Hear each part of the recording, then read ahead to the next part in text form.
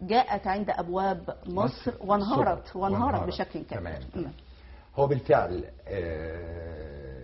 المؤامرة أو الهدف أو الرأس الكبيرة هي مصر، لكن فعلا ما حدث أو ما يحدث من الشعب المصري والتفافه حول جيشه دي مسألة كانت مهمة جدا. يعني اللعب في المنطقة رغم العملاء اللي بيتكلم عنهم الدكتور رائد اللي هي أو الأدوات اللي اتكلم عنهم الدكتور رائد اللي هم تستخدمهم الولايات المتحدة في المؤامرة، أرهقونا كتير أو أرهقوا الدولة المصرية كتير، ولا زلنا حتى هذه اللحظة بالشعب والجيش بيقاوم هذه المسألة، ومش هتخلص زي ما برضو الدكتور رائد بيقول ان المؤامرة مستمرة مش هتخلص، ما انتهتش عند هذا الحد.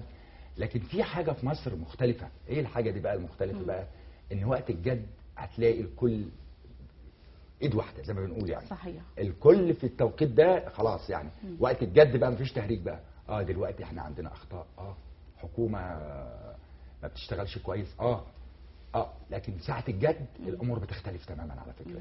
بس عندنا دولة ومؤسسات يعني ما انهارناش زي ما حصل في العديد من الدول العربية. يعني لن تنهار مصر ان شاء الله، لا يمكن تنهار ان شاء الله. مصر محروسة بإذن رب العالمين يعني. بإذن رب العالمين. طيب دكتور عزوي، كلمة أخيرة، يعني ماذا بعد هذه الأحداث الأخيرة في مدينة منبج، وإلى أي مدى سوريا قادرة على الصمود أمام كل هذه المؤامرات؟ هل ستعود من جديد سوريا كما كانت من قبل، أم أن ذلك يعني حلم بعيد المنال؟